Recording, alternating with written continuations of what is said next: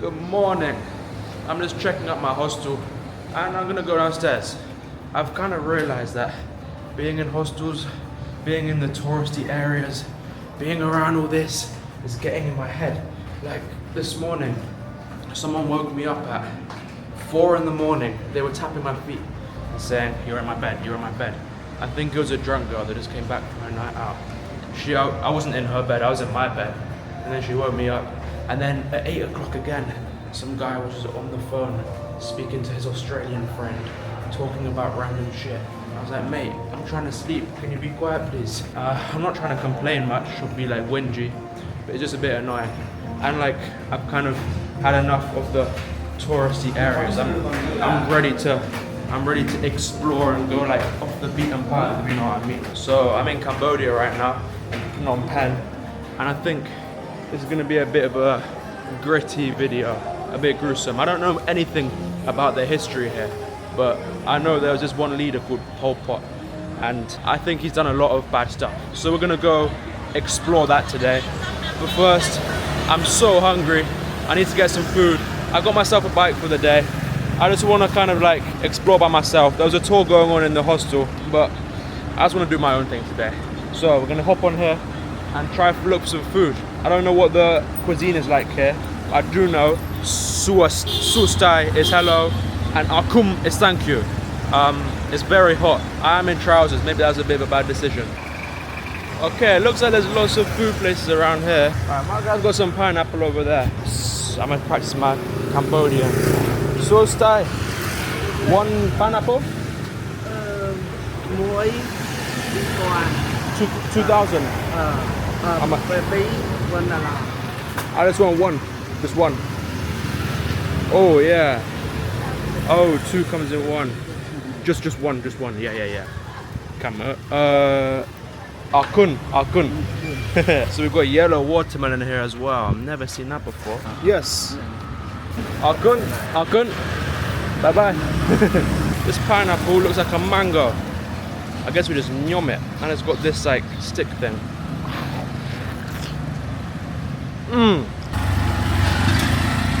Wow. Oh my gosh. I'm gonna go tell that man how delicious it is, and then find some proper food.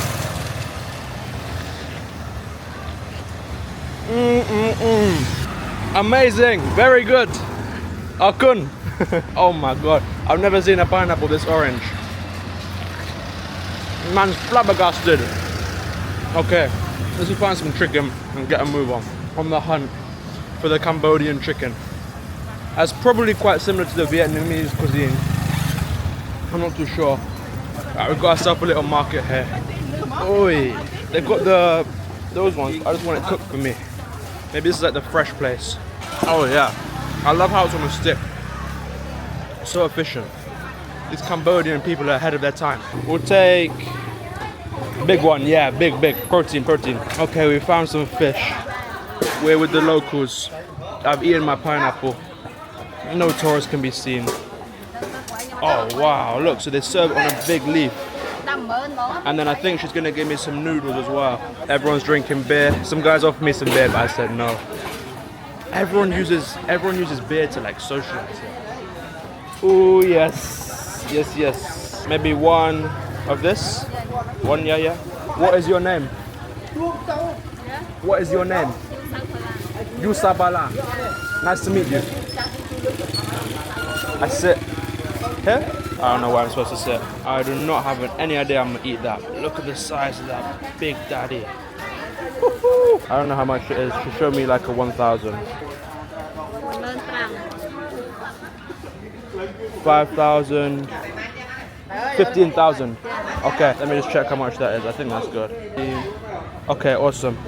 That's like £3.70. What a bargain.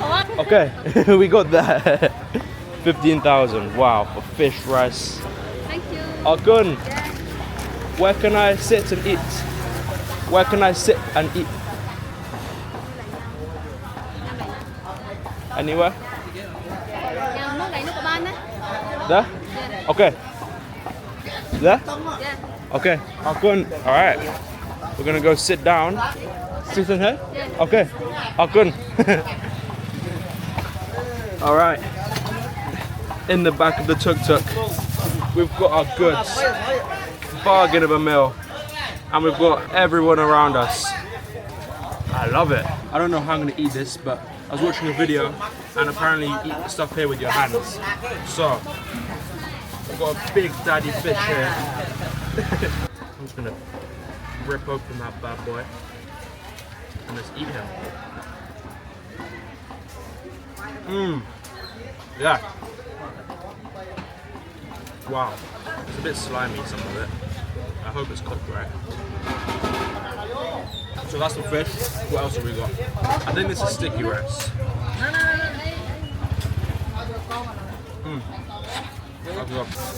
We got a little piece in the back of the tuk-tuk. Yeah, eggplant. Looks like sweet potato to me.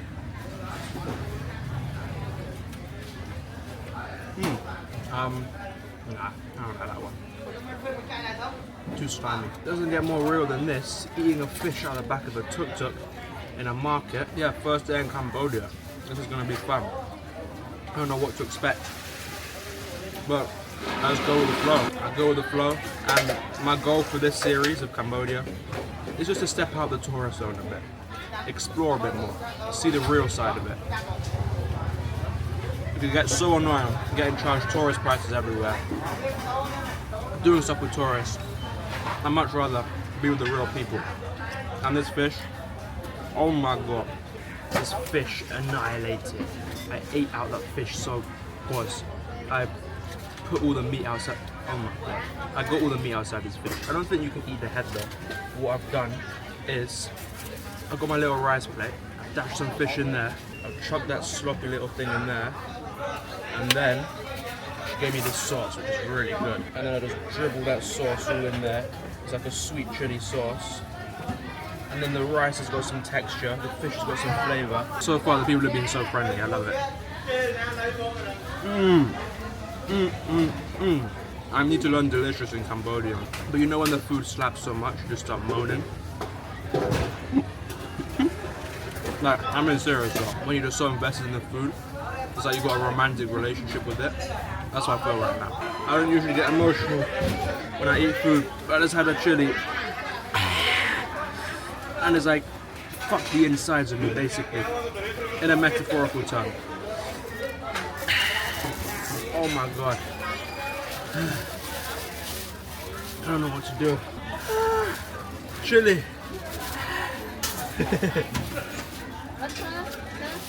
Water. Yeah. Very good. Delicious. Happy tummy. Good, good. Water where? This way? Yeah. Okay. I cry.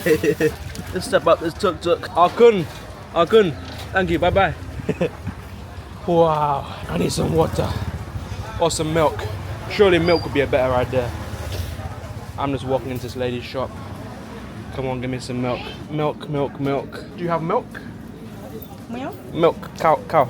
Moo. Ah, yes. Yes, yes, yes. Akun, this good. Yeah. I have chili. My spicy, so I need milk. I cry. How much? 2,000. 2,000. Where you from? England. England? Where are you from? You're from Cambodia? Sustai. Sustai. Sustai. You stay in Cambodia or vacation? I'll be here for 1 month. I'm gonna go traveling around and explore. I just had some good fish. I love it so far. 2,000. Who do I give to? Yeah. Akun. How's my Cambodian? Yeah? Is my Cambodian good? Akun? Akun good. Akun. Sustai? Sustai. Sustai. Sustai Akun. Hey, cheers. Hey. Thank you. Thank you. Bye-bye. Bye-bye. Okay, we are leaving the market. I got it. We're leaving the market. I've got my milk. My tongue is slowly getting replenished. But now the video is going to get a bit more, I don't know, not positive, a bit less positive and a bit more gritty. We're heading to S21, a prison, or it used to be a prison, and we're gonna learn together, because I'm still new to this. Together we're gonna learn about the history of some of the genocide in Cambodia, about the leader about how people were tortured, and it's going to be interesting. Of course, you can go to places, you can experience, you can go to the beaches, you can have good food. But you also need to learn about the gritty stuff, which is what we're going to do today.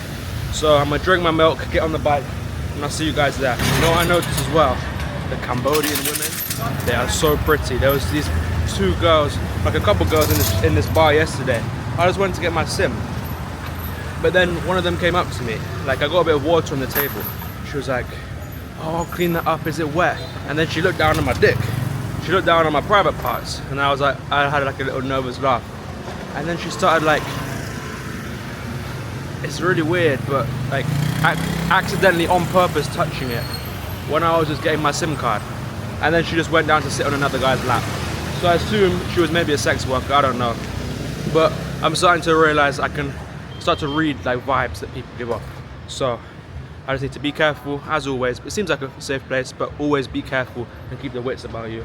And don't hook up with any hookers. Okay, we've arrived at the genocide prison. I think I just need to buy my ticket and get in. There was a lot of tourists, but I'm told it's like a place I have to go to. I have no idea what to expect. And just clarification, I don't know much about history or this country. So if I get stuff wrong, or if I say something that's maybe not how it's supposed to be, like I accidentally say this wrong thing, that's just how it is. Because I don't know much about it, so I probably will make some mistakes. I'm still learning this. Like I said, I don't know anything about it, so I'm just going to learn as much as I can when we get here and expand my perspective. I am boiling. It's hot. This is not a good idea. Black t-shirt and trousers. But I'm gonna buy my ticket and let's go. This water thing is everywhere. Alright, we've got the audio stuff. So basically we're at a prison where the Khmer Rouge, who I don't know about yet, tortured prisoners. So it's gonna be a bit gruesome. But they gave me a thing in Dutch, so I can't really understand that because I don't speak Dutch. So I'm gonna have to get an English one now. It's quite a beautiful place. But I'm kind of preparing for what's gonna happen. What I'm gonna do, I'm just gonna listen to it, walk around, and then whip out the camera when I need to. Okay, so here there's 14 graves, and there was 20,000, around 20,000 people that were brought here, but only 14 survived. So basically it was like a secret thing. The Khmer Rouge, which is this organization, I think they had not a philosophy but a way, and everyone else was against it, I think, I'm not sure, but they brought all these prisoners here. Well, these were innocent people, they weren't even prisoners.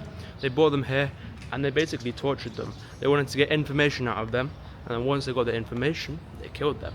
And then this place was only discovered it was discovered later on, because when these people went missing, their families didn't know where they went. The people that got kidnapped or they got taken, they didn't even know where they were going. So there's this one guy and he was told he's gonna go teach in this school. And when he got there, he got handcuffed and he got put into these cells. And if you can see up there above the brown door, there's no like gaps. So up there's some gaps.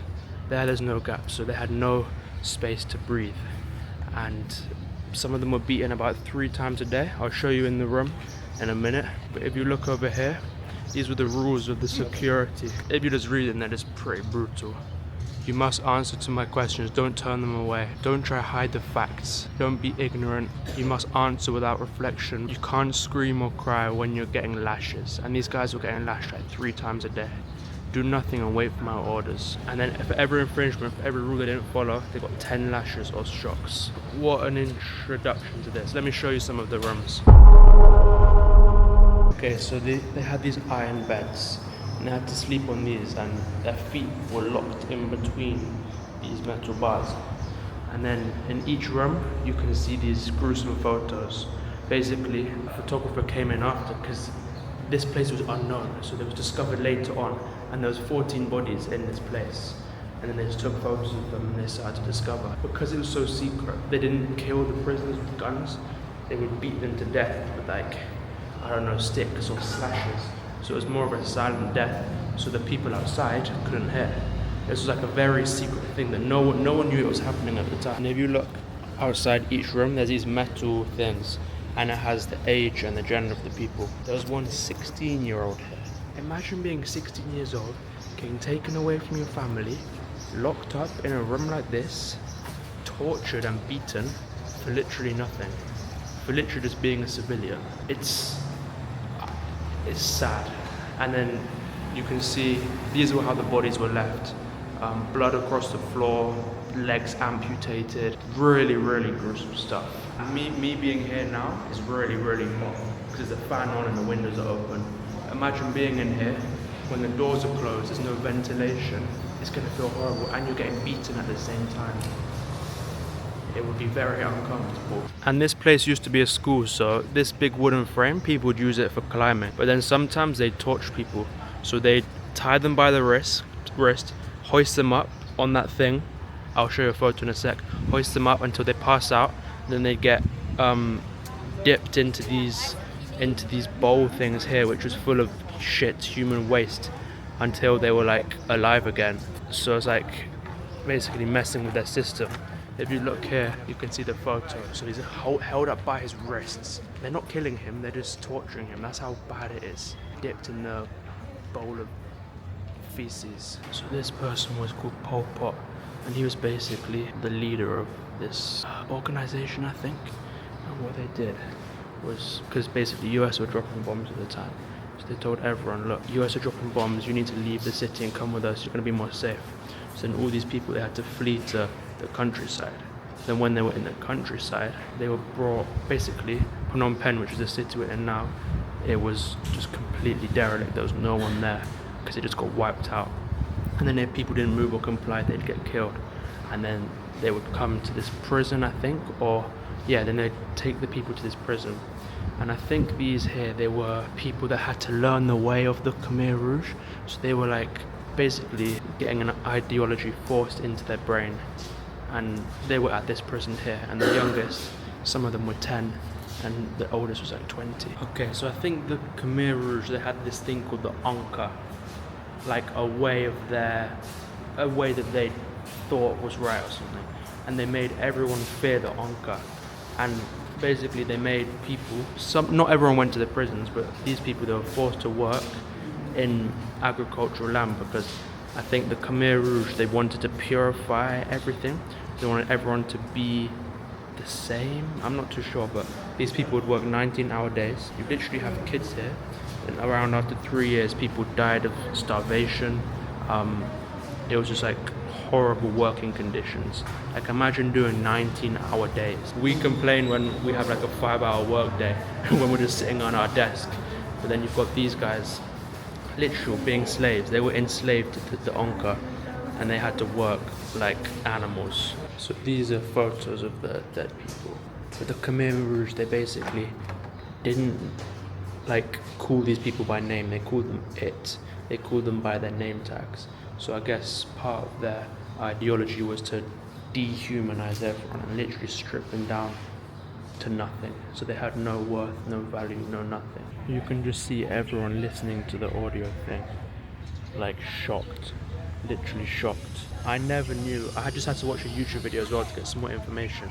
I never knew about this. I never knew about this. In England, where I'm from, they teach us about kings and queens that had 7 wives. They don't really tell us this side of history.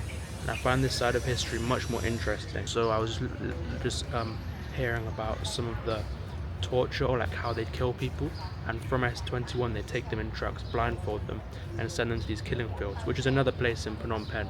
I'm not going to visit that today because I don't have much time, but everyone would be buried into a pit, go on their knees, hands behind their back, and they wouldn't get shot, they'd get chopped, I think in the back of their head, with like iron axes, and they'd just be a pit of dead people. And some of them wouldn't die straight away, they'd die from suffocation.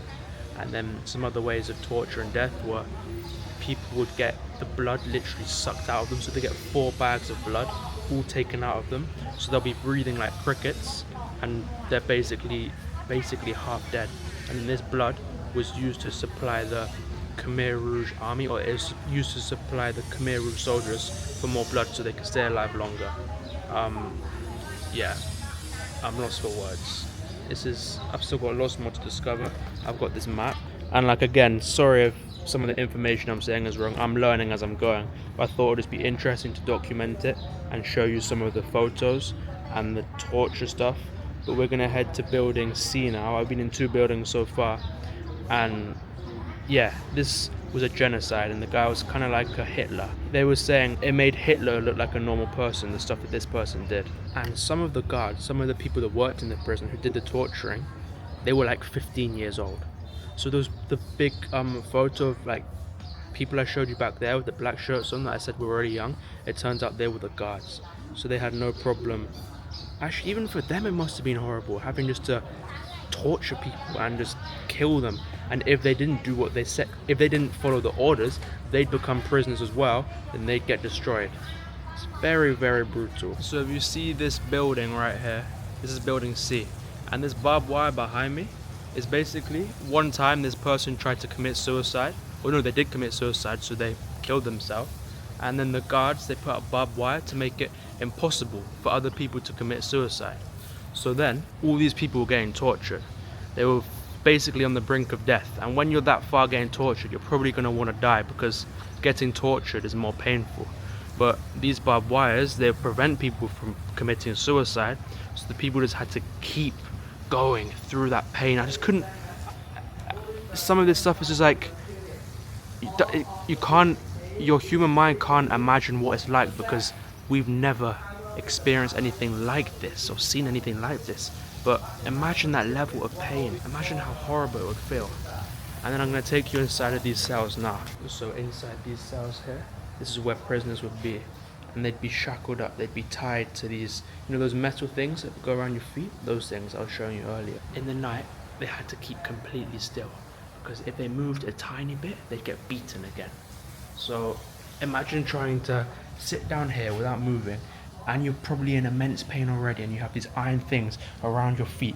Then if you move, if you make one movement which makes the iron noise, you're gonna get beaten again. See these numbers here? Apparently, there was only, like, the person who's writing the numbers, like the font changed from 8 to 9. So the person could only write up to number 7, then someone else took over, which kind of shows the competence of the guards that worked here. Because I told you earlier, they were like 15 years old, and it was 1, 2, 3, 4. They could only count to 8, and they were out killing people. They were out beating people. So this is what one of the cells would look like. This is me with my elbows out. This is me touching each cell, and to walk across it is about 2 meters, 2.5 meters. So you're going through pain, you're having all these pains in your body, all these cuts, all these wounds, and you're in such a small space. Their minds must have been destroyed.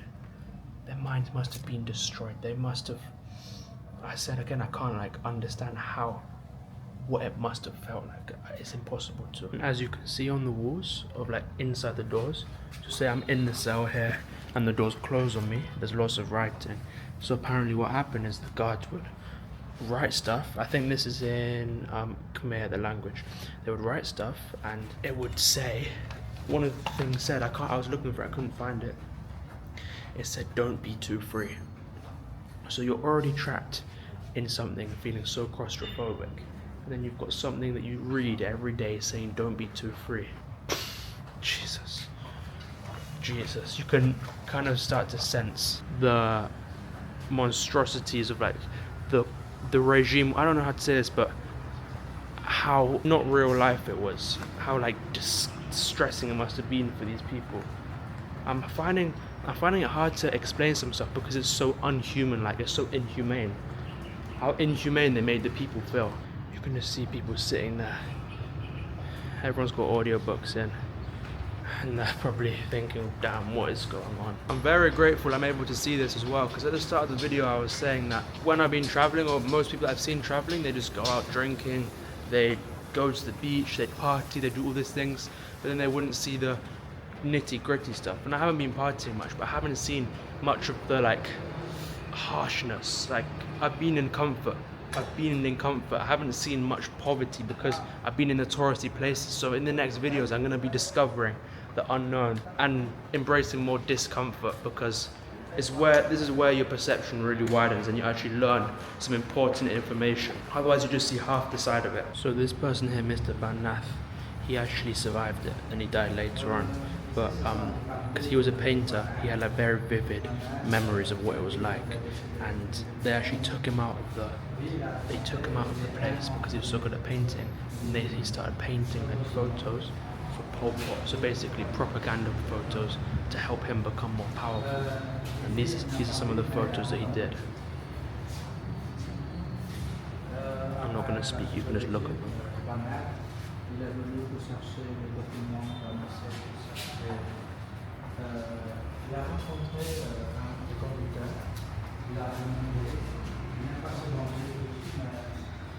Some prisoners, because some were just dying on the spot, they had to sleep next to dead corpses, and they'd get fed soup like twice a week sometimes, and they had to have the showers that you see back there.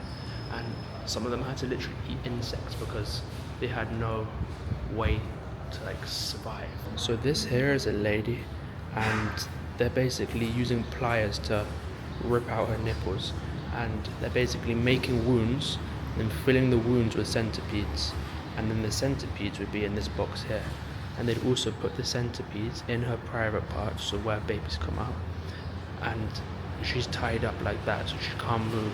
This one here is called waterboarding. It's an American technique, and they have a cloth over their face, so he's lying face up and he's just getting poured water on him, so it's basically the equivalent of drowning. And this one looks like their fingers are getting chopped off, and then there's just more drowning techniques here, and you can see these are the machines, these are the mechanisms that made it work. The place is closing now, so they've taken away my headset, so I don't have long, but these are the beautiful souls of the victims. Their skulls. This is real life human skulls. I don't think I've ever seen this before. Bones as well, of the people that were destroyed by the genocide from the Khmer Rouge and Pol Pot's totalitarian regime, and the Angkor, I think that's like their way of belief. Back there, I was seeing photos of temples being destroyed because they didn't want anyone to believe another religion. Everyone wanted them to believe that their way of thinking. There's a name for it. I think I said it earlier, but I forgot. Wow. That was very humbling, man. That was an amazing experience. I'm so grateful I could do that. I'm so grateful I could witness all of that. I've never seen anything like it before. What an experience. I'm gonna have to watch some more YouTube videos to process this. But if you made it this far in the video, in the comments, update me with more information, tell me more, tell me if there's anything I missed out, just expand my perspective, tell me what you thought of the video, because I've never done anything like this. All my videos have been quite happy and positive and friendly and like engaging with people, but this is something different. I thought I wanted to experiment something new, so I hope you enjoyed it, and I'll see you in the next video.